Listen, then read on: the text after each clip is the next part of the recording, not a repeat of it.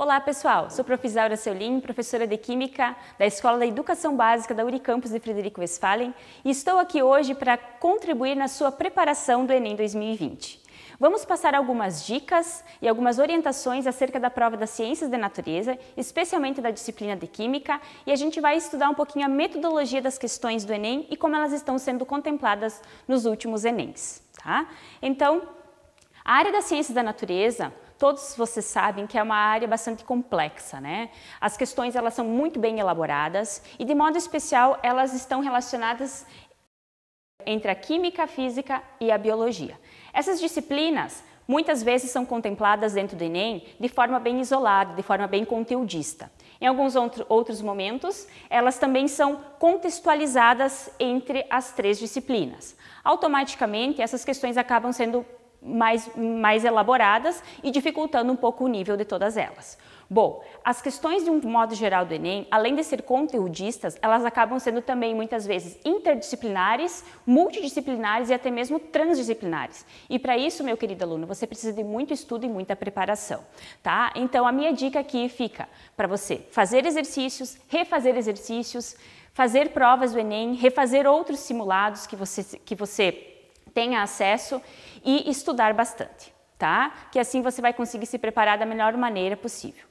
Bom, lembrando que o foco do Enem é avaliar a capacidade de resolver problemas. Automaticamente, ele vai avaliar as suas competências e as suas habilidades. E para você conseguir adquirir competências e habilidades adequadas para conseguir resolver as questões do Enem, você precisa de muito treino e muito preparo. Além disso, precisa saber os conceitos básicos de cada uma das disciplinas e conseguir integrá-los de um modo que consiga resolver as questões e problemas que são propostas pelo Enem.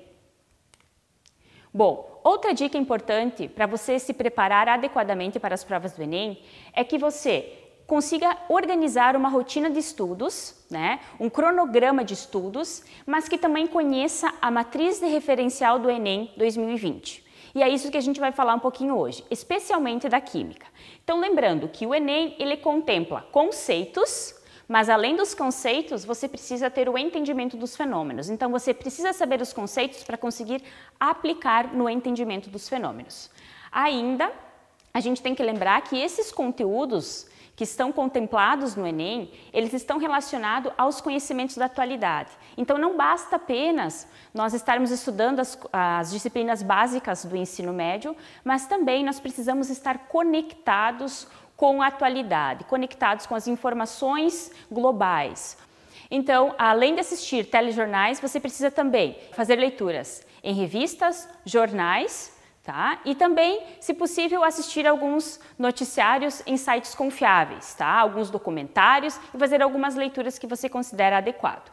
Lembrando também que o Enem, ele tem uma metodologia avaliativa, que é a teoria da resposta ao item. Bom, como se funciona essa metodologia? Ela é uma metodologia de avaliação que ela não contabiliza apenas o número de acertos do candidato. Ela minimiza a quantidade de chutes e ela consegue avaliar as habilidades do candidato em relação aos tipos de questões. Tá? Então, fica a dica para vocês. Os conceitos, entendimento dos fenômenos, tá? Cuidar com os conteúdos que vocês estão estudando, relacioná-los com a atualidade, estar conectado com o mundo global. E essa história que às vezes muitos alunos dizem o seguinte, eu vou chegar no Enem e vou ir simplesmente no chute, não vai te adiantar, tá? Porque eles avaliam as suas habilidades e consequências e competências. Bom, conhecendo um pouquinho agora a matriz de referência curricular do Enem 2020 da área da Química. Bom, quais são os pontos importantes? Vou trazer aqui para vocês, pessoal, os marcos mais importantes que vocês precisam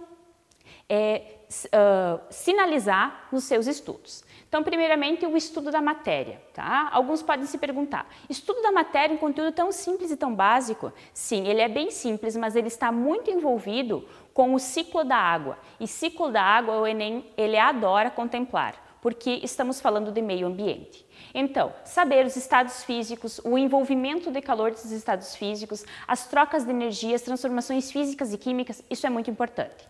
Outro ponto importante, tá, e grande sinalizador do Enem é a estrutura atômica. O que nós temos de estrutura atômica? 2019, foi contemplada modelos atômicos, de modo especial o modelo de Bohr. Então precisamos saber sim os postulados de todos os modelos atômicos, tá? Para você chegar na prova e conseguir resolver as questões que são disponibilizadas. Lembrar da toda a parte da atomicidade, número atômico, número de massa, número de isótopos, número de nêutrons. Lembrar da parte da isotopia, isótopos, isóbaros, isótonos. Reações nucleares também, a radioatividade é muito contemplada tanto na parte da estrutura atômica, como também ela entra dentro da parte da química ambiental. Então, lembrar quais são as partículas radioativas, partícula alfa, beta, gama, como o elemento químico que emite essas radiações, eles se comportam, né? Também lembrar de toda aquela parte do decaimento radioativo, tempo de meia-vida, isso é fundamental para você ter um bom resultado no Enem também. Outro fator bem importante que entra enquanto conteúdo de primeiro ano é a tabela periódica. Alguns alunos podem se perguntar, poxa, mas a tabela periódica é um conteúdo tão simples, mas ele foi contemplado no Enem de 2018 e além disso, a gente precisa ter o conhecimento da tabela periódica como estrutura básica para resolver outras questões. Então, saber por que os elementos estão agrupados em grupos ou famílias, tá? Em períodos da tabela periódica, isso é fundamental. Além disso, nós precisamos conhecer outras propriedades, como as características dos metais, dos semimetais, dos não metais e dos gases nobres, bem como a eletropositividade, eletronegatividade, elementos que têm maior raio atômico, menor raio atômico, isso tudo é fundamental para te estruturar, para ser a tua base para conseguir resolver outras questões também. Outro ponto importante, polaridade e forças intermoleculares. Precisamos identificar moléculas que têm o caráter polar e moléculas que têm o caráter apolar. Bem como as forças intermoleculares, relembrar os tipos de forças intermoleculares, forças de Van der Waals e ligações de hidrogênio. Lembrando que as forças de Van der Waals são divididas em dipolo-dipolo e dipolo induzido. Como as moléculas elas se comportam com esse tipo de interação molecular, tá? Funções inorgânicas, fundamental também, ácidos, bases, sais e óxidos e, de modo especial, dentro disso tudo, o pH. Bom, ácidos, bases, o que saber de ácidos, bases, sais e óxidos? Primeiramente, você precisa conseguir identificar uma molécula de ácido e base, sal e óxido. Além disso, você precisa, além de conseguir identificar a molécula, você precisa conhecer a nomenclatura e observar e identificar os tipos de reações químicas que eles se procedem. Lembrando que o óxidos, ele é muito contemplado e sinalizado pelo Enem devido ao fato que ele é um dos grandes precursores do efeito estufa e a chuva ácida, né? São os óxidos os principais poluentes ambientais. Outro fator importante são as reações químicas, né? Reações químicas é a nossa base da química, ou seja, o aluno precisa ter clareza dos tipos de reações químicas, ter noção de que reações são essas, conseguir identificar os tipos de reações, bem como uma peça importante, o balanceamento. Tá? Reação química sem balanceamento, ela não tem uma sequência, então você precisa estar seguro no balanceamento também. Quando a gente fala de reações químicas, a gente lembra de modo especial da estequiometria, que é um dos conteúdos mais temidos pelos alunos. Bom, quando eu falo em estequiometria, eu preciso lembrar do quê? Saber concentração molar, constante do número de Avogadros, a pureza das reações, que o Enem adora sinalizar, porque envolve cálculos de porcentagem, reagente em excesso e limitante. E eu costumo dizer que um dos carros-chefes do Enem é a estequiometria, a termoquímica, a eletroquímica e a química orgânica. Então, querido aluno, geralmente as questões que elas são interdisciplinares e elas são integradas, eles costumam misturar estequiometria, por exemplo, com termoquímica, tá? Ou termoquímica com eletroquímica. Então, você precisa ficar ligado em todas essas dicas. Então, lembrar, cálculos de soluções também é um grande sinalizador para o Enem, por mais que não venha caindo em grande intensidade, mas uma questão eles estão sempre contemplando. Saber calcular as concentrações, saber fazer cálculos de diluições, isso é bem significativo também. A termoquímica, então, o aluno precisa saber reações termoquímicas, reações endotérmicas e exotérmicas. Conseguir identificar gráficos de reações endotérmicas e exotérmicas e associar isso tudo com energias renováveis, conseguir fazer o cálculo da variação da entalpia, que ela pode se dar de três maneiras, ΔH, entalpia do produto menos entalpia do reagente, envolvendo a energia de ligação, entalpia de reagente menos entalpia do produto, e também através da lei de Hess. Detalhe importante, lei de Hess 2016 no Enem estava presente 2017 e 2019. Tá? Então, o Enem está contemplando muito a termoquímica, especialmente a lei de Hess. Fique ligado nisso aí. Outro fator importante que você precisa estar ligado é a cinética química. O que o aluno precisa saber na parte da cinética química? Conseguir calcular a velocidade das reações químicas e saber, de modo especial, os fatores que influenciam na velocidade das reações, como superfície de contato, temperatura, concentração dos reagentes e o catalisador, que é algo que simplesmente acelera o processo da reação química, mas não está envolvido com os reagentes e ele não reage. Tá? A cinética química, só para sinalizar, ela caiu também no Enem de 2019. Outro ponto importante, o equilíbrio químico e equilíbrio iônico. Quando falarmos em equilíbrio químico e iônico, ficar ligado na parte da hidrólise salina, do pH. E quando falamos em sais, destacar principalmente os sulfatos, os carbonatos, os nitratos e os cloretos. Esses são os principais que você precisa estar ligado para o Enem. Outro ponto importante e que é um dos carros-chefes também, é a eletroquímica. Precisamos aqui, para entender a eletroquímica, nós precisamos saber o NOx das substâncias reagentes. Automaticamente nós vamos conseguir entender o que é uma reação de óxido-redução para então compreender o funcionamento de uma pilha.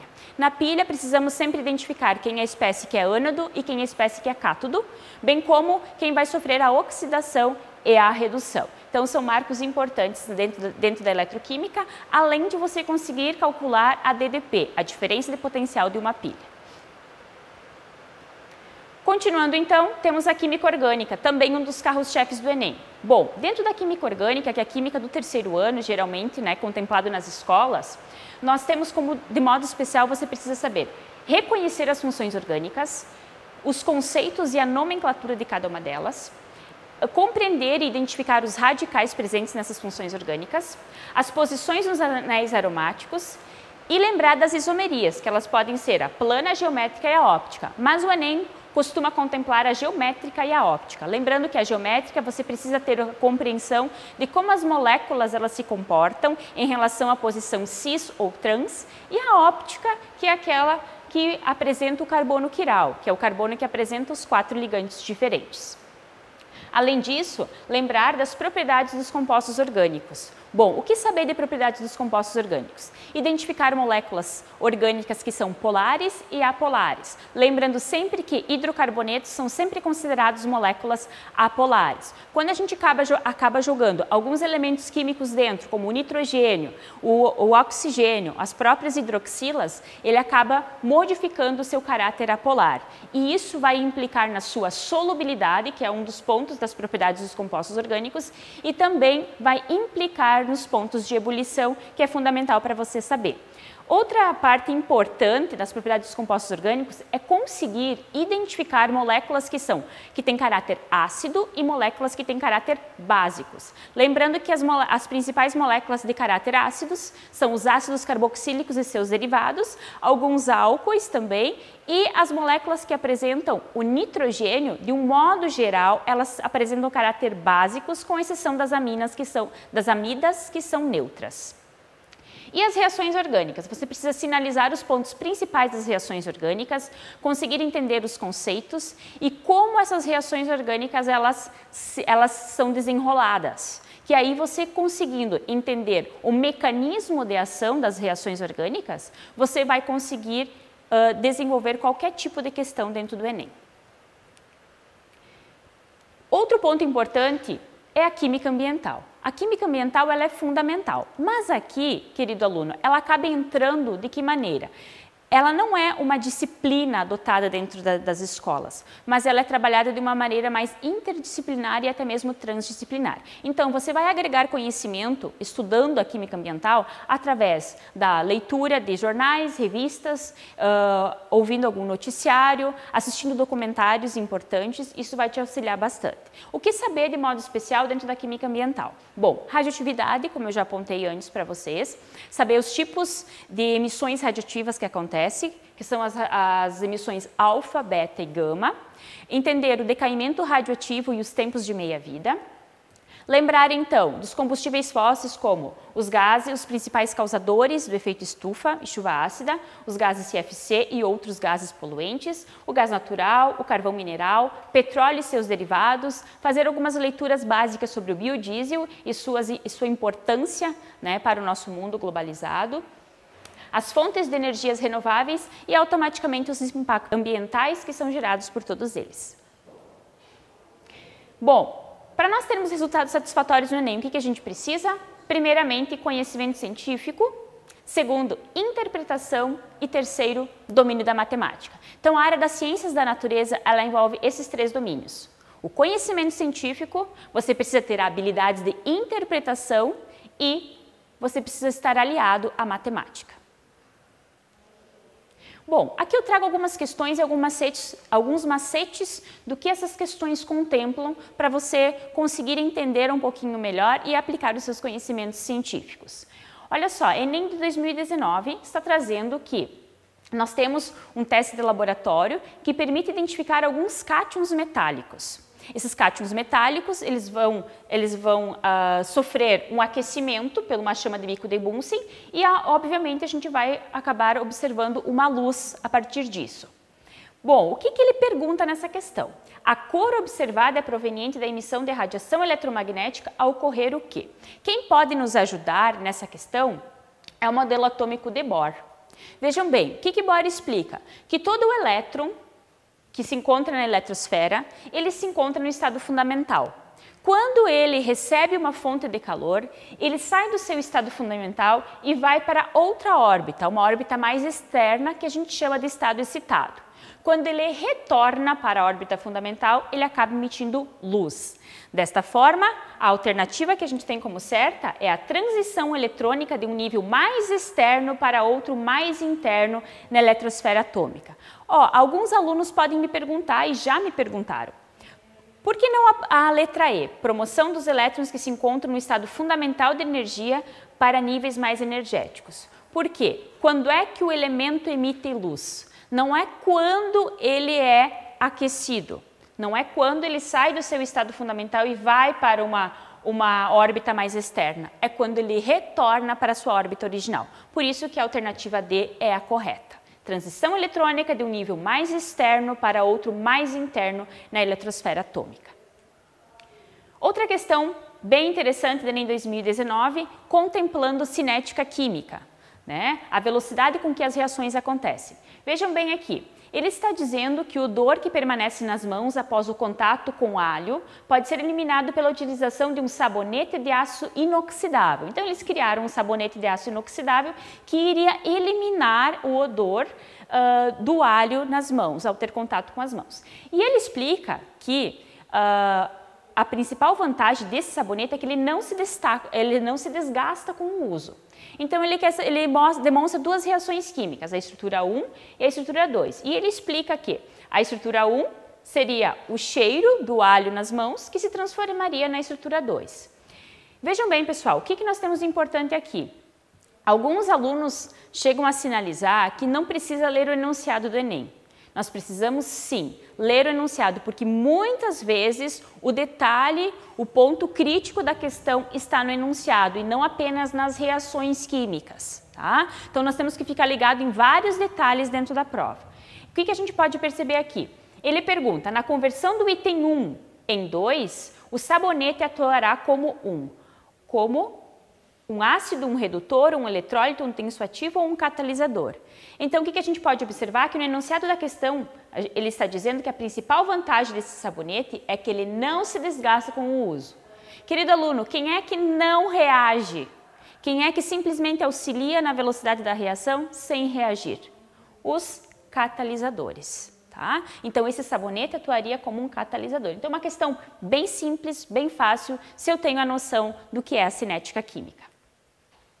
Outra questão do Enem 2019 que foi contemplada, falando sobre o desenvolvimento de biochips. Aqui sim. Então, veja bem como as questões elas se modificam. Muitas vezes o detalhe da questão está no enunciado e outras vezes está simplesmente na equação química. Então, você precisa estar ligado em todos os pontos da prova.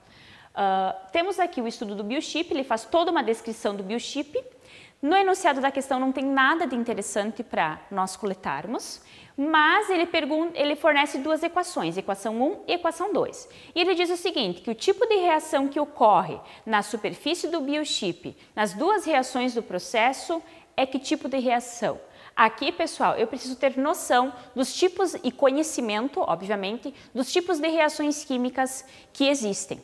Então, se o aluno, observando a equação 1 e a equação 2, ele sabe o que é uma reação de análise, que é quando análise ou decomposição, que é quando eu tenho um composto e eu decomponho em vários, ele já eliminaria a letra A. Eu conseguiria acertar essa questão somente por eliminatórias. O aluno que conhece o que é a síntese ou adição, que são vários compostos que se transformam em um, observando a equação 1 e a equação 2, eu já elimino a letra B também. Outro marco importante é uma reação de ácido e base. O aluno que sabe o que é uma reação de ácido e base, que é quando eu tenho um ácido e uma base reagindo, e obviamente na equação 1 e nem na equação 2 nós não temos nem ácidos e nem bases reagindo, já eliminaria também a letra E. Ficando então com a letra D e a letra C. Sabendo que eu tenho peróxido de hidrogênio, conhecida como água oxigenada, eu já sei que está acontecendo uma reação de óxido-redução. Além disso, para mim confirmar isso, eu posso perceber o quê? Os NOx das substâncias, a variação dos NOx dessas substâncias. Vejam bem, o oxigênio, como reagente, ele tem NOx 0 e ele vai para NOx menos 1. Então, ele sofre uma redução. Automaticamente, o segundo oxigênio de menos 2 vai para menos 1. Então, ele sofre uma oxidação. Obviamente, quando eu tenho uma oxidação, um elemento que oxida e outro elemento que reduz, eu tenho uma reação de óxido-redução. Na segunda equação, mesma situação. Oxigênio de menos 1 vai para menos 2, ele sofre uma redução. E de menos 1 ele vai para 0, ele sofre uma oxidação. Então, nas duas equações, nós temos sim uma reação de óxido-redução. Também uma questão considerada fácil.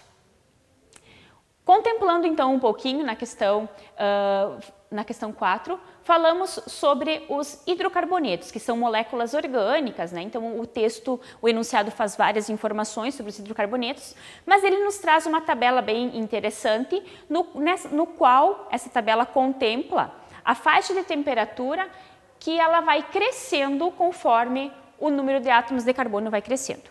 E aí pergunta o seguinte, na fração 4, as separações dos compostos ocorrem em temperaturas mais elevadas por quê?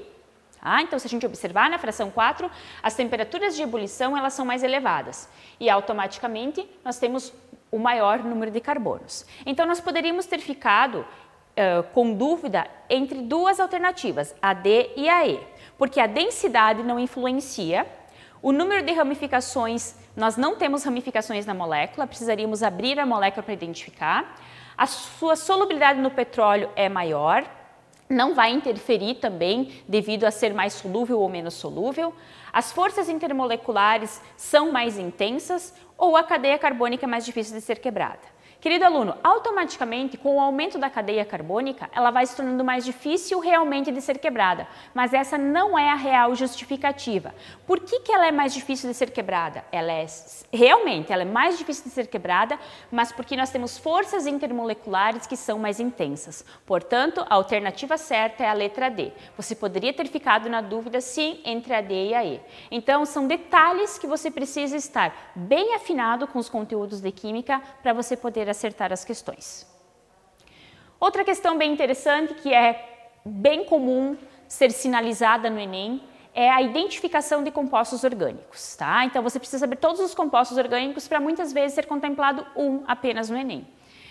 Aqui nós temos, então, falando sobre o biodiesel, um combustível obtido a partir de fontes renováveis, temos a estrutura aqui do biodiesel e ele pede para você identificar que tipo de função que está presente no biodiesel. Se nós observarmos as funções químicas do biodiesel, nada mais nada menos do que o nosso querido éster, tá? Também uma questão de nível fácil.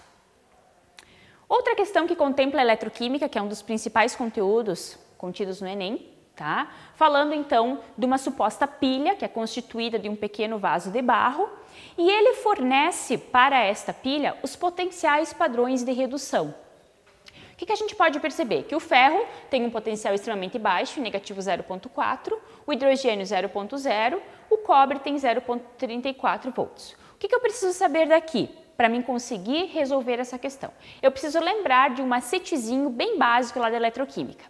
Primeiramente, toda espécie que é cátodo, ela sofre redução, diminui NOx, ganha elétrons e quem atua é o agente oxidante. Toda espécie que é o ânodo, ela sofre uma oxidação, ela aumenta NOx, ela perde elétrons e quem atua é o agente redutor. Automaticamente, o que a gente pode perceber aqui? Quem tem maior potencial de redução é o cobre. Quem apresenta maior potencial de redução, ele vai ser sempre o cátodo da célula galvânica ou da pilha. Portanto, o nosso tubo de cobre vai ser o nosso cátodo. Uma questão bem simples, bem fácil, que eu não precisava nem ler o enunciado, simplesmente observar os potenciais de redução. Outra questão aqui envolvendo então radioatividade, falando do elemento químico tório, que ele sofre uma emissão radioativa se transformando no elemento químico rádio. Para mim saber que tipo de partícula ele emitiu, que tipo de partícula radioativa ele está emitindo, eu preciso lembrar das partículas radioativas que existem, que são as partículas alfa, beta e gama. Quando o elemento químico emite uma partícula alfa, ele acaba perdendo 4 de massa e 2 de número atômico. Quando um elemento químico emite uma partícula beta, ele não é alterado o seu número de massa e ele aumenta em relação ao seu número atômico. E quando ele emite uma partícula gama, nada é alterado. Obviamente, observando a nossa equação de decaimento radioativo, nós percebemos que o tório se transformou em rádio quando ele perde 4 e 2, portanto, ele emite uma partícula alfa. Muito bem, pessoal. Outra questão bem básica que caiu no Enem de 2018, e que é, como eu comentei para vocês, é a interligação entre 2 ou mais conteúdos. Aqui nós temos uma questão que ela contempla uma equação termoquímica juntamente com a estequiometria. Então, eu precisaria ter a noção da estequiometria, buscar a massa molecular do composto, que no caso é a glicose, e depois ainda fazer uma regrinha de 3 contemplando a porcentagem dos compostos. Então, só para vocês terem uma noção geral de como elas podem estar sendo contempladas no Enem. Outra questão também que eu falei a respeito da tabela periódica, né, acerca de 2 elementos químicos, nióbio e tântalo, dá toda uma explicação geral sobre esses 2 elementos químicos e o marco importante da questão é que ele fala sobre esses 2 elementos químicos e pergunta que a importância econômica desses 2 elementos pela similaridade de suas propriedades químicas e físicas se dá pelo quê? Bom, quando um elemento químico ele é semelhante a outro elemento químico na tabela periódica, é porque eles se encontram no mesmo grupo da tabela periódica. Automaticamente, nós temos nióbio e tântalo na mesma família ou grupo da tabela periódica. Portanto, resposta certa, letra C, porque eles pertencem ao mesmo grupo da tabela periódica. Outra questão simples e fácil, conteúdo de primeiro ano. Temos aqui também uma outra questão acerca da química orgânica, falando, né, das fórmulas estruturais em que a abelha rainha ela libera um sinalizador químico, que é o ácido 9-hidroxidec-2-enoico, e as operárias que liberam o ácido 10-hidroxidec-2-enoico. Qual a diferença entre as duas estruturas? Aqui simplesmente o aluno poderia observar as duas estruturas e ir de cara que a diferença entre as duas está na fórmula estrutural. Questões presentes no ano de 2016, 2017 e 2019. Lei de Hess. Tá? O Enem gosta muito da parte da termoquímica, especialmente da lei de Hess. Então, aluno, fique ligado na parte da lei de Hess. Lembre-se que é uma das formas de calcular a variação da entalpia de uma reação química e ela sempre vai te fornecer uma equação global e várias equações intermediárias. E você vai ter que trabalhar de forma adequada. Que forma adequada é essa? Você poderá dividir essa equação, você poderá multiplicar essa equação, mas que no final de tudo você deverá fazer a soma das equações intermediárias para chegar ao valor do ΔH, ao valor da entalpia da equação global. Muito bem, pessoal. São essas as dicas, espero ter contribuído para o seu crescimento das suas informações para o Enem 2020. Encontro vocês no 19º simulado da Escola da URI no dia 5 de novembro. A aplicação vai ser na sua escola. E lembre-se, o principal autor disso tudo é você. Confie, estude, treine, tá? Você terá o Enem garantido. Um abraço, boa sorte